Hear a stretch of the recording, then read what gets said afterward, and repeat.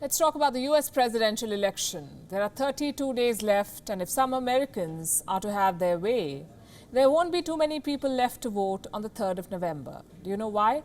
Because some Americans want to leave the United States for good. That's how disappointed they are after watching the first round of the presidential debate. The personal insults, the jibes, the interruptions left Americans Googling for ways to move to Canada. Here's what they've been searching. 1. How to apply for Canadian citizenship, and 2. How to move to Canada. Some Americans are in such a hurry to move out that they cannot seem to get the spelling of Canada right. So they are looking for how to move to Canda, C-A-N-D-A. Now, I don't know how the search engine answered these questions, but here's what I can tell you. I'm not making up any of this. Google has reported a peak in these searches. When exactly did this emotion for mass exodus kick in? If you go by Google data, the searches for moving to Canada initially peaked around an hour into the not-so-presidential debate. Then there was a second wave of search.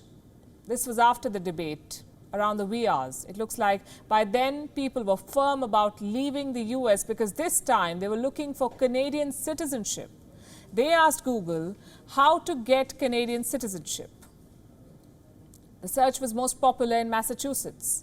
It was followed by Washington and Michigan.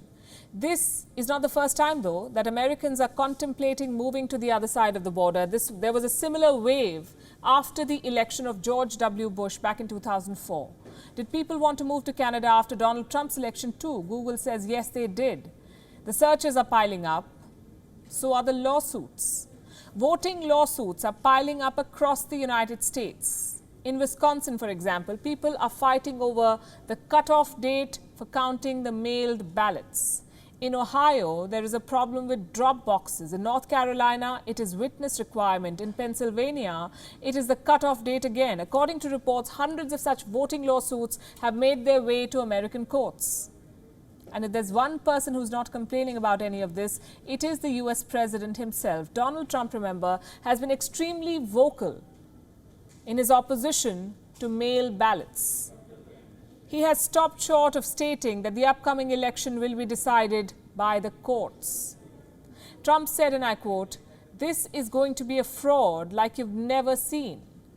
This was during the presidential debate, one that was so bad that the Debate Commission is now sitting down to change the format. We'll keep you posted about the new rules as and when they're announced. Thank you for watching Gravitas on WION's YouTube channel. If you want to stay up to date with what's happening around the world, then subscribe to our channel and don't forget to like and share. Thank you very much for watching WION. The world is one.